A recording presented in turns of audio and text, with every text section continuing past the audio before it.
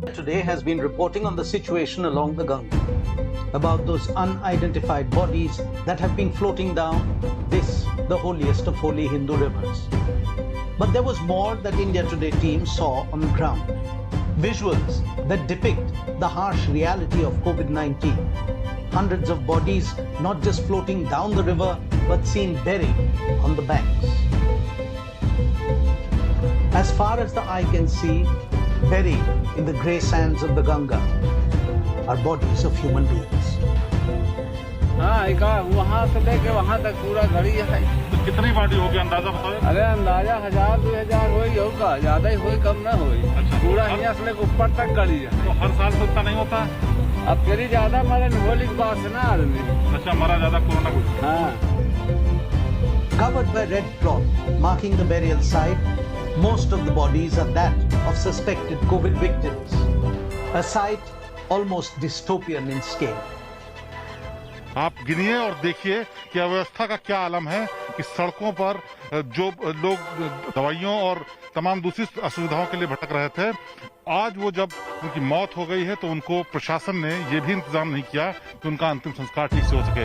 तो 1 किलोमीटर के दायरे में जितनी भी जगह नजर जाती है वहाँ सिर्फ लाशें और लाशें ही हैं। अब सरकार ने कहा है कि इस पर रोक लगाई जाए, तो यहाँ पर अंतिम संस्कार भले ही कोई न हो रहा हो, लेकिन ये यहाँ पर अधखुली लाशें बता रही हैं कि यहाँ अव्यवस्था का आलम क्या रहा होगा। कैसे प्रशासन आंख बंद किए यहाँ पर बैठा रहा और एक के बाद एक यहाँ पर लाशों के ढेर लगते रहे। As India Today made its way through the burial sites, the locals confirmed that the practice of burying the dead isn't new. But the coronavirus pandemic has forced those without resources to choose a sand burial or even sometimes a water cremation.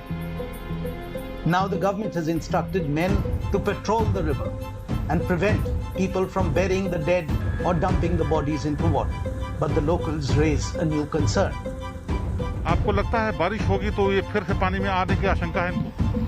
हाँ, ये फिर से पानी में आ जाएगी। अगर ये बारिश बहुत ज्यादा हुई, कटान करेगी गंगा तो आ जाएगी। Yesterday we showed you how those who can't afford firewood were burying their loved ones here, right under the nose of authorities. Today we report that not much has changed. जब से कोरोना पीरियड आया है, अब प्रशासन इसके ऊपर ध्यान दिया है। लेकिन प्रशासन ने ये तो जितनी दिख रही हैं वो 2-2, 4-4 दिन की नई बॉडी दिख रही है। इसका मतलब ये है कि प्रशासन ने अभी तक लकड़ी ठीक से नहीं दी।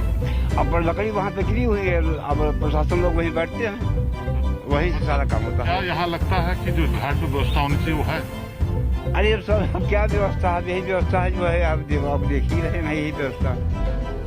A government machinery that is not helping people cope with tragedy. A system that is ignoring the people and their needs. On the banks of the Ganga, there is no dignity of life left, not even in death. This report filed by Shrivendra Srivastav for India Today. To some estimates, more than 100 people of Gehmar have died since April. While the village is struggling with so many deaths, Ganga has brought even more bodies on its shores. On 12th May, I brought you this story from Madhughat, Chausa in Bihar, which is some 8.5 kilometers away from Narayan Ghat of Gehmar. The Gehmar Ghat is cleaned and bodies buried along the shores on both sides. Just 100 meters away, I counted almost 23 bodies and skeletal remains. But let's pause here. Before I take you further west towards Bihar, let's talk about who these unidentified people are. Where do they belong?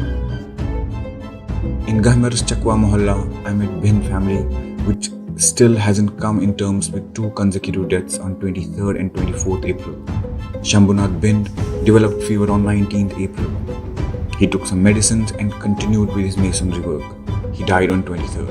Shambhunath और दूसरे लड़के का नाम स्वामीनाथ 23 तारीख को सुबह भोर में इनका डेथ हुआ और दूसरे जना का स्वामीनाथ 24 तारीख को रात 9:30 बजे हुआ था। इनका कारण सर 3-4 दिन पहले वो सब ठीक थे, लेकिन अचानक बुखार हुआ। बुखार के बाद खांसी और 2-3 दिन के अंदर सांस की दिक्कत आई। हम लोग ले गए थे हॉस्पिटल, ऑक्सीजन भी चढ़ा, लेकिन नहीं कोई गुंजाइश नहीं हुआ सर। फिर उसके बाद घर पर आए, पहले आदमी हमारे बड़े भाई, उनका डेथ हो गया। फिर उसके बाद 24 तारीख को छोटे भाई स्वामीनाथ का भी डेथ हो गया। बड़े भाई का जब डेथ हुआ तो सर उस समय आदमी आए थे हमारे घर पे 50-60 आदमी, और नॉर्मल थे। 2-3 दिन में ये सब हुआ, और क्या करें सर, इतना ऐसे घट गई। और फिर जब दूसरे भाई का डेथ हो गया दूसरे दिन, तो फिर क्या हुआ? दूसरे दिन सर जब डेथ हुआ उनका, तो रात भर जगे थे हम लोग 2-3 आदमी उनको लाश अगोरने के लिए। फिर सुबह में जब हुआ कि उनका प्रवाह किया जाए, तो गांव घर के आदमी डर से नहीं आए। हम 3-4 लोग अपने घर के ही पड़ोस के एक थे, वो ट्रैक्टर टाली में उठाकर ले गए, और वहाँ गए तो सर पैसा नहीं था, इसलिए जल प्रवाह किए। और पैसा के अभाव में सर हम बाहर कहीं भी नहीं ले जा पाए, और सरकार की तरफ से कोई भी हमको सुविधा नहीं मिली। गांव घर टोला पड़ोसा के ये सब हमको बहुत सपोर्ट किए हैं लोग। खाने पीने के जो भी सामान था सर हम लोग फ़ोन कर दे रहे थे, वो आदमी लाकर दे देते थे।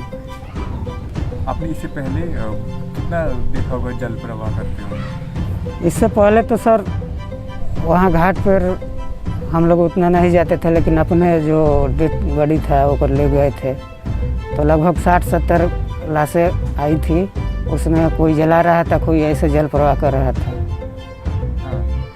और इसी कोई तो 2 आदमी आया, 3 आदमी आया, ऐसे ही जल प्रवाह करके और चल दे रहा था।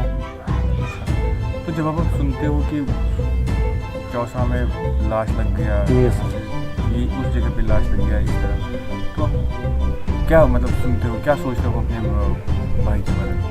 अपने भाई के बारे में यही सर सोच रहे थे कि बताइए, बड़े भाई का तो वो चिता पर जला दिए, लेकिन छोटे भाई का लाश किनारे में कैसे पड़ी होगी, कैसे नहीं पड़ा होगा। लेकिन क्या करें सर, मजबूर थे हम लोग,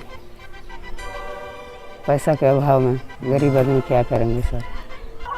कि जो जल प्रवाह होते आ रही हैं, जो ये समस्या है जल प्रवाह का, ये कोरोना काल से भी पहले होती रहती हैं, क्योंकि जिसके घर में मौत होते हैं गरीब तबके के लोग हैं।